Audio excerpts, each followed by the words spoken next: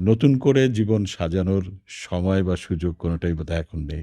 এখন যেটা প্রয়োজন জীবনে ভালো বন্ধু দরকার। এরকম উপলব্ধি কখনো হয়েছে কিনা যে এই সংসারটা না ভাঙলেও চলতো কিংবা আপনার কোনো ভুল ছিল?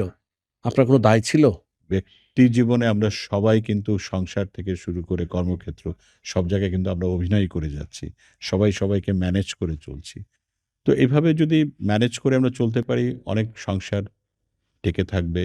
মিস করেন তাকে? আসলে এখন আর মনে পড়ে না। আমি আসলে নিঃসঙ্গ না। আমি ২০১৩ সাল থেকে আমার মেয়েকে নিয়ে আছি এবং আমার মেয়ে আমার সবচাইতে বড় বন্ধু এবং সবচাইতে বড় সঙ্গী আমার। আসসালামু আলাইকুম। এনটিভির দর্শকদের স্বাগত জানাচ্ছি আমি স্পেশাল করেসপন্ডেন্ট জাহিদুর রহমান। দর্শক, আজকে আমাদের অতিথি এই সময়ের অত্যন্ত পরিচিত মুখ অভিনেতা আজম খান, যিনি একাধারে দীর্ঘ সময় ব্যাংকিং সেক্টরে ছিলেন এবং সম্প্রতি তিনি ব্যাংকিং সেক্টর থেকে অবসর নিয়ে নিজেই কিছু একটা করছেন। মিস্টার আজম, এনটিভির পক্ষ থেকে আপনাকে স্বাগতম। এনটিভি আমার প্রিয় একটি চ্যানেল। প্রতি বছর অনেক কাজ করা হয় এনটিভির জন্য।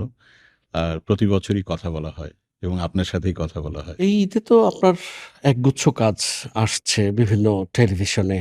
আ কোন কাজটা করে আপনার কাছে খুব বেশি স্বাচ্ছন্দ্যময় মনে হয়েছে? যদিও অভিনেতার কাছে তার সবগুলো কাজই প্রায় সমান। আমরা আসলে গত জানুয়ারি থেকেই ঈদের কাজ কম বেশি করছি এবং রাত জেগেও কাজ করা হচ্ছে। আ প্রায় বেশ কিছু কাজই করা হয়েছে। টেলিফিল্ম, নাটক করা হয়েছে। ঈদকে উপলক্ষ করে বেশ কিছু আমি বিজ্ঞাপনের কাজও করেছি। আগামী ঈদের একটি ছবির কাজও করতে যাচ্ছি আগামীকালকে। তো আমার কাছে যেটা মনে হয় যে সবগুলো কাজই আমার কাছে সমান আ প্রিয়। তার মধ্যে বাবার চরিত্রগুলোতে যেখানে কাজ করেছি, সেই কাজগুলো আমার কাছে একটু বেশি ভালো মনে হয়েছে। কারণ যেকোনোভাবেই হোক আমার যতগুলো চরিত্রে আমার কাজ করার সুযোগ হয়েছে তার মধ্যে বাবার চরিত্রটা সবচাইতে বেশি এবং সেই ৯০ এর দশক থেকে শুরু করে প্রায় সবারই কমবেশি আমি বাবা হয়েছি এবং এখন যারা কাজ করছেন তাদের সাথেও কমফোর্ট ফিল করেই কাজ করছি। তো আমার কাছে এই বাবার চরিত্রটাই মনে হয় সবচাইতে বেশি যেখানে আমি কন্ট্রিবিউট করতে পারি। এই ঈদে জামা জুতো অ্যাক্সেসরিজের ডিসকাউন্ট। সব মোমেন্টে বিকাশ পেমেন্ট। হাঁটি, হাঁটি পা, পা করে আপনি মিডিয়াতে ১০ বছর কাটিয়ে দিলেন। এই তো সামনে জুলাই মাসে ১০ বছর পূর্তি হবে, যেটা শুরু হয়েছিল ২০১৫ সালে। এই দীর্ঘ ১ দশকে আপনার সবচেয়ে বড় প্রাপ্তি কোনটি? এই ১০ বছরে সবচাইতে বড় প্রাপ্তি হচ্ছে দর্শকদের ভালোবাসা, দর্শকদের সাথে যে আমার কানেক্টিভিটি হয়েছে, এটাই আমার কাছে সবচাইতে বড় সম্পদ। আমি শুরু করেছিলাম নাটক দিয়ে এবং নাটকেরই বেশি কাজ করা হয়েছে। আমি মূলত নাটকেরই মানুষ। ধারাবাহিকে কাজ করেছি, ১ ঘন্টার নাটকে কাজ করেছি, ঈদের ধারাবাহিকে কাজ করেছি। তারপরে বিজ্ঞাপনে গিয়েছি, সিনেমায় গিয়েছি, মিউজিক ভিডিওতে কাজ করেছি। তো আ বিজ্ঞাপনেও আ প্রচুর কাজ করা হয়েছে। প্রায় দেশের কমবেশি ৫০ টার মতো ব্র্যান্ডের হয়ে আমি কাজ করেছি। আমি একবার একটা জাস্ট পেছনের পাতাগুলো উল্টিয়ে দেখছিলাম। তাতে যেটা দেখলাম যে বাংলাদেশের প্রায় ১০০ র কাছাকাছি পরিচালকের সাথে আমি কাজ করেছি। তো এই ১০০ পরিচালকের মধ্যে কারো সাথে অনেক বেশি কাজ করা হয়েছে, কারো সাথে সীমিত আকারে কাজ করা হয়েছে। ১ম এ তো কাজটা শুরু করেছিলাম শখ থেকে। সেই শখ থেকে এটা ২য় কাজে পরিণত হয়েছে। এখন এটা আমার একটা অন্যতম পেশা হিসেবে আমি দেখছি। তো আমার কাছে যেটা মনে হয় যে আমি চেষ্টা করেছি কাজ করার এবং আ দিন আ কাজ করার পরিধিটা বড় হচ্ছে এবং প্রাপ্তিটাও বাড়ছে। এবং আ এই প্রাপ্তিটা যখন আমি আ আ উপলব্ধি করি সেই সময়টা সবচাইতে আনন্দের। আর যদি আমরা অপ্রাপ্তির কথা বলি, আক্ষেপের কথা বলি? আক্ষেপের কথা আমি ওইভাবে বলব না। আমার আ শোবিজে দেরিতে আসা। আমি যখন শোবিজে এসেছি তার আগে যদি আমি আসতাম, প্রেক্ষাপটটা একরকম হতো। আমি যখন এসছি তখন প্রেক্ষাপটটা আরেক রকম হয়েছে। তো পেছনের সময়টা নিয়ে আমার কোনো আক্ষেপ নেই। তবে একটা আ অভিমান কাজ করে যে আরো আগে কেন আসলাম না? এবং সে আরো আগে যদি আমি আসতাম হয়তো আরো বেশি নিজেকে মেলে তুলতে পারতাম। আরো বেশি নিজেকে আ নিয়োজিত করতে পারতাম। আরো বেশি কন্ট্রিবিউট করতে পারতাম। এটাই মনে হয়। এই আশাটা কেমন ছিল? মানে আপনি তো ব্যাংকে জব করতেন। আশাটা যেটা ছিল যে আমি আসলে ব্যাংকে যে কাজটা করেছি সেটা আ জনসংযোগ, মার্কেটিং, ইনফরমেশন এই সেক্টরে আমি কাজ করেছি। তো ওই সেক্টরে কাজ করলে যে জিনিসটা হয় যে মিডিয়ার সাথে, গণমাধ্যমের সাথে একটা সম্পর্ক গড়ে ওঠে এবং সেরকমই একটি সম্পর্কের সূত্র ধরে আমার ২ জন শুভাকাঙ্ক্ষী ছিলেন শিল্পী চন্দন সিনহা এবং কর্নেল মীর মোতাহার হাসান। তাদেরকে আমি অনুরোধ করেছিলাম যে নাটকে কখনো কাজ করা হয়নি, অভিনয়ে কাজ করা হয়নি। ছোটবেলায় করেছি, মঞ্চ নাটকে কাজ করেছি, মূকাভিনয়ে কাজ করেছি। তো সেই সূত্র ধরে উনারা কয়েকজন কৃতী পরিচালকের সঙ্গে, গুণী পরিচালকের সঙ্গে আমাকে পরিচয় করিয়ে দেন। সেই সূত্র ধরে এফ.কিউ. পিটারের সাথে ১ম আমি কাজে তার ক্যামেরার সামনে দাঁড়াই। আমাদের শক্তিমান অভিনেতা শহীদুজ্জামান সেলিমের বিপরীতে। পরবর্তীতে চয়নিকা চৌধুরীর সাথে পরিচয় হয় চন্দন সিনহার মাধ্যমে। তার সাথে বেশ কিছু কাজ করার সুযোগ হয় এবং এভাবেই ধীরে, ধীরে কাজের পরিধিটা বাড়ে এবং কাজের পরিধিটা যখন বেড়ে যাচ্ছিল তখন আমি একটা সময় মনে করছিলাম যে আমি হয়তো এই শখের পেশাটাকে বেশি দিন আমি কন্টিনিউ করতে পারবো না। কিন্তু আমার একটা ডিটারমিনেশন ছিল, একটা প্যাশনের জায়গা ছিল এবং সেই জায়গাটা থেকে আমি চেষ্টা করেছি এই কাজটা কন্টিনিউ করার জন্য এবং সেই কারণেই আজকে ১০টা বছর যখন পেরিয়ে যাচ্ছে মনে হচ্ছে যে এই তো সেদিনই বোধহয় কাজ শুরু করেছি। এই ঈদে জামা জুতো অ্যাক্সেসরিজের ডিসকাউন্ট। সব মোমেন্টে বিকাশ পেমেন্ট। বলছিলেন যে বাবা চরিত্রে আপনি অসংখ্য অভিনেতার বাবা চরিত্রে অভিনয় করেছেন। তো কখনো কোনো অভিনেতার সাথে কাজ করতে গিয়ে এটা মনে হয়েছে যে এমন একটি ছেলে আপনার থাকলে জীবনটা আরো ভালো হতো? ছেলে থাকলে ভালো হতো মানে ওইভাবে মনে হয়নি। আমার নিজের এক মেয়ে আছে। আমার কাছে এখনো মনে হয় যে মেয়েরা হচ্ছে বাবার সবচাইতে বেস্ট অ্যাসেট। কারণ আ আমি আমার জীবনে যতটুকু দেখেছি আমার ফ্রেন্ডস ফ্যামিলিতে মেয়েরাই কিন্তু বাবাকে শেষ দিন পর্যন্ত বাবার সাথে থাকার চেষ্টা করেন। ছেলেদের অনেক বাস্তবতা থাকে। তারা কর্মক্ষেত্রে চলে যায়। তাদের বিয়ে হয়, আরেকটা সংসার নিয়ে কাজ করে।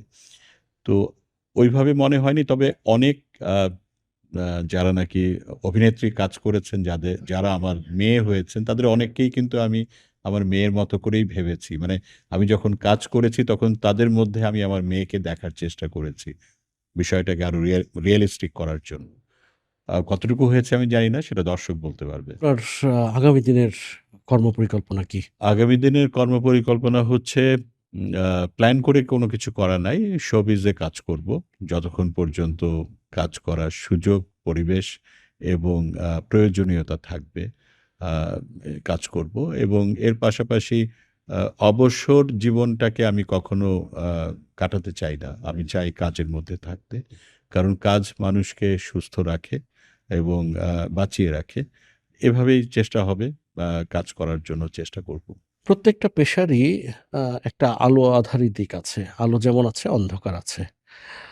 আপনার কাছে আ যেহেতু আপনি ব্যাংকার ছিলেন, আপনার কাছে কখনো মনে হয়েছে যে এই অন্ধকার দিকটার কারণে উম অনেক কিছুতেই আমরা পিছিয়ে যাচ্ছি? আলো অন্ধকার তো থাকবেই। এটা জীবনেরই অংশ। সব ক্ষেত্রেই আছে। আমার কাছে যে জিনিসটা মনে হয় যে আমরা যতটুকু আগাতে পারতাম একটা দেশ হিসাবে আরো বেশি আগানোর সুযোগ আছে। আমাদের সমসাময়িক দেশ সিঙ্গাপুর তারা আজকে যেই পর্যায়ে পৌঁছেছে আমরা সেই পর্যায়ে যেতে পারিনি। ডেফিনিটলি এই সুযোগটা আমাদের ছিল এবং আমি মনে করি যে এই কাজটা হয়তো আমাদের তরুণরা পারবে। কারণ আমাদের সেই সময়টা হাতে নেই এবং এখন যারা তরুণ আ তারা কিন্তু অনেক অ্যাডভান্স এবং তাদের অনেক সুযোগ সুবিধার মধ্যে তারা বড় হচ্ছে। তাদের নলেজ আমাদের চাইতে অনেক বেশি। এখন তাদেরকে যদি অর্গানাইজ করা যায়, তাদেরকে যদি সেভাবে নেতৃত্ব দিয়ে তাদেরকে যদি গড়ে তোলা যায়, ডেফিনিটলি বাংলাদেশ অনেক বড় হবে এবং এ এমন একটা বাংলাদেশ হবে যে মানুষ বাংলাদেশে আসবে। আমরা যেমন এখন বাইরে যাচ্ছি, তখন বাইরের মানুষরা আমাদের দেশে আসবে। ডেফিনিটলি আমাদের অনেক স্কোপ আছে এবং এই সম্ভাবনাটাকে আমাদের কাজে লাগাতে হবে। বঞ্চনাটা কেমন ছিল? কারণ আপনারা যারা সাইড রোলগুলোতে অভিনয় করেন, তাদের ১ম দিকে অনেক রকম বঞ্চনা থাকে, উপেক্ষা থাকে, আ অসম্মানও থাকে। আপনার ক্ষেত্রে কেমন ছিল? শব্দটাকে আমি বঞ্চনা হিসাবে উল্লেখ করব না। শব্দটা হচ্ছে এরকম যে গুরুত্ব অনেক ক্ষেত্রে কম ছিল ১ম দিকে। ১ম দিকে সেই গুরুত্বটা কম ছিল।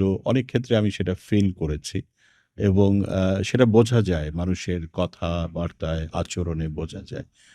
আস্তে, আস্তে পরিবর্তন হয়েছে এবং আমি মানে একটা জিনিসই মনে করি যে আপনার মধ্যে যদি potentiality থাকে এবং আপনার মধ্যে যদি প্যাশন থাকে, আমি আপনাকে যতই কম গুরুত্ব দেই, আপনি কিন্তু আস্তে, আস্তে উজ্জ্বল হয়ে উঠবেন এবং আ আ স্কুল লাইফে যেমন হয় যে ব্যাক বেঞ্চে যে ছেলেটা বসে, সে যদি খুব মেধাবী ছাত্র হয় বা মেধাবী ছাত্রী হয়, সে কিন্তু শাইন করবে এবং আমাদের সময় যারা স্কুলে ফার্স্ট বয় ছিল, তারা কিন্তু কর্মক্ষেত্রে ফার্স্ট বয় হতে পারেনি এবং যারা ব্যাক বেঞ্চার ছিল, যারা স্কুল ফাঁকি দিয়ে আমরা সিনেমা দেখতে দেখেছি বা যাদের গল্প করতে দেখেছি, ঘুরে বেড়াতে দেখেছি, তারা জীবনে অনেক সফল হয়েছে। দেখা গেছে যে তাদের প্রতিষ্ঠানেই সেই ফার্স্ট বয়রা এখন কাজ করছে। এমনও আছে। তো আমি একটা জিনিস বিশ্বাস করি যে হ্যাঁ, আমি যখন ১ম এসেছি, গুরুত্বটা কম ছিল। অনেকে চিনতেন না। অনেকের কাছে গিয়ে পরিচয় দিতে হয়েছে, অনেককে ফোন করতে হয়েছে। এখন ব একটা সময়ে এসে আমি উপলব্ধি করি যে মানে সম্মানটুকু পাচ্ছি। মানুষ চিনছে, মানুষ ডাকছে এবং সেই কারণেই কাজ করার সুযোগ পাচ্ছি। আমি সবার কাছে কৃতজ্ঞ যারা আমাকে সুযোগ দিয়েছেন ক্যামেরার সামনে কাজ করার। পরিচালক থেকে শুরু করে, সহকারী পরিচালক থেকে শুরু করে, ডিওপি থেকে শুরু করে সবার অবদান আছে। ইভেন প্রোডাকশন বয়েরও অবদান আছে। মেকআপে যারা কাজ করেছেন তারও অবদান আছে। এবং সবাই মিলে কিন্তু একটা টিম এবং এই টিমটা কিন্তু এমন একটা টিম এখানে একটা সম্পর্কটা যখন হয়ে যায় তখন একটা মায়ার একটা সম্পর্ক হয় এবং এই মায়ার জগৎটা ডিফারেন্ট একটা কর্মক্ষেত্র। এটা ঠিক অফিসের মতো না যে আমি ৯ টার সময় ঢুকলাম, কাজ করলাম, বেরিয়ে চলে আসলাম। It's not like that. আপনার জীবনের গল্পটা শুনতে চাচ্ছি। আপনার জীবনটাও তো কম নাটকীয়পূর্ণ নয়। দীর্ঘদিন ধরেই মানে অনেকটা নিঃসঙ্গ জীবনযাপনই করছেন। সেই গল্পটা একটু শুনতে চাই। আমি আসলে নিঃসঙ্গ না। আমি আ আমার মেয়েকে নিয়ে আমি খুব এনজয় করি। কোয়ালিটি টাইম কাটাই এবং আমার মেয়ে আমার সবচাইতে বড় বন্ধু এবং সবচাইতে বড় সঙ্গী আমার এবং আ এখন তো ও বড় হচ্ছে, ইউনিভার্সিটিতে পড়ে এবং হয়তো কিছুদিনের মধ্যে তার নিজের একটা সংসার শুরু হবে।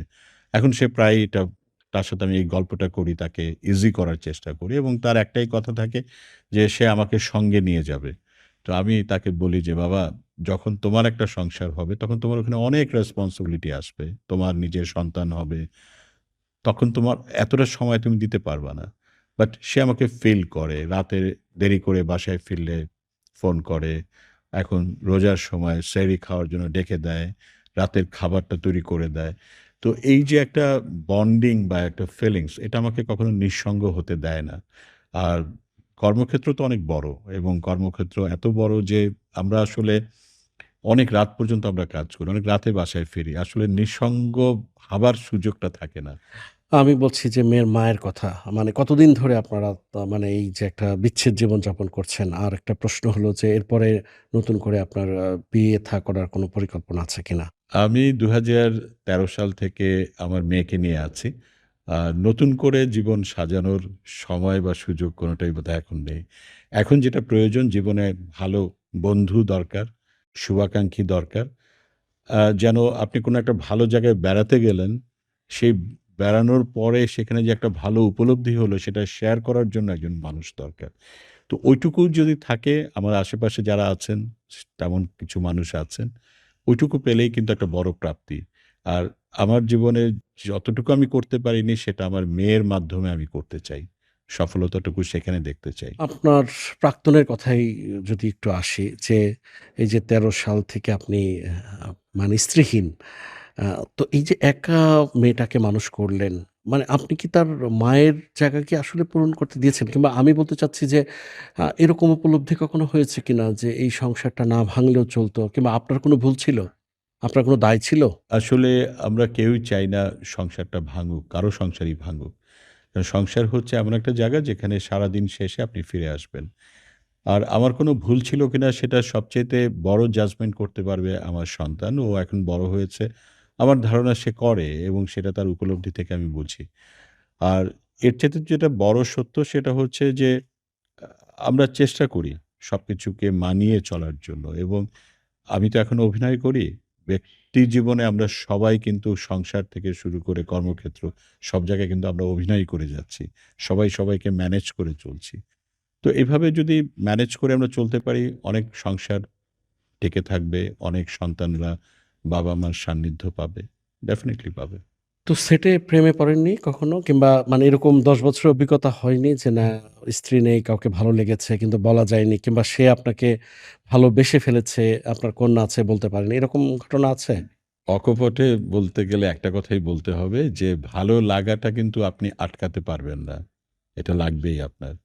প্রকাশ আপনি করতে পারছেন কিনা সেটা স্থান, কাল, পাত্রের উপর নির্ভর করে। একই বিষয় আমার জন্য যেমন প্রযোজ্য, অপোজিট সাইডের জন্য প্রযোজ্য। অনেকের সঙ্গেই পরিচয় হয়েছে, অনেকের সঙ্গে ভালো লাগা তৈরি হয়েছে, বন্ধুত্ব হয়েছে। এগুলো নিয়েই তো আমরা আছি এইসব দিনরাত্রি। প্রাক্তনের সাথে কখনো কথাবার্তা হয়? যেহেতু আপনি নাটকের মানুষ, নাটকে তো আমরা অনেক সময় দেখি প্রাক্তন ফিরে আসে। তার ফিরে আসার কোনো সম্ভাবনা আছে কিনা? না, কখনো কথা হয় না, যোগাযোগ হয় না। আমার সন্তানই তার কাছে যায়। আ এর বাইরে আর কোনো যোগাযোগ হয় না। সন্তান চেষ্টা করেছিল যে বাবা-মাকে আবার একটা জায়গায় নিয়ে আসতে, বিচ্ছেদটাকে কবর দিতে? না, এই সুযোগটা সে কখনো নেয়নি বা করেওনি। আমার ধারণা যে আ শি ইজ ম্যাচিউরড এনাফ, তার কাছে হয়তো মনে হয়েছে যে এটা হয়তো কাজ করবে না, তাই করেনি। আপনার কোনো অব্যক্ত কথা আছে যেটা আপনার প্রাক্তনের উদ্দেশ্যে বলতে পারেন? না, না, সেরকম কিছু নেই। কারণ হচ্ছে জীবন কারো জন্য থেমে থাকে না। সবার জীবন এগিয়ে যায়। আমার জীবনও ১৩ বছর আগে যেমন ছিল, এখন অন্যরকম হয়ে গেছে। এবং প্রত্যেকটা সম্পর্কই কিন্তু আসলে নিজস্ব গতিতে চলে। সম্পর্ক যখন কাজ করে না, সেই সম্পর্কটাকে টেনে নেওয়ার কোনো মানে হয় না এবং ডেফিনিটলি মানুষ নতুনভাবেই বাঁচার চেষ্টা করে। সেটা আমিও করেছি। মিস করেন তাকে? আমার আ আসলে এখন আর মনে পড়ে না। কারণ অনেকটা সময় পার হয়ে গেছে। দর্শক এতক্ষণ আমাদের সঙ্গে ছিলেন অভিনেতা আজম খান। নিশ্চয়ই আগামীতে নতুন কোনো অতিথি নিয়ে হাজির হব আপনাদের সামনে। ততক্ষণ পর্যন্ত সবাই ভালো থাকবেন, সুস্থ থাকবেন, এনটিভির সঙ্গেই থাকবেন। আল্লাহ হাফেজ।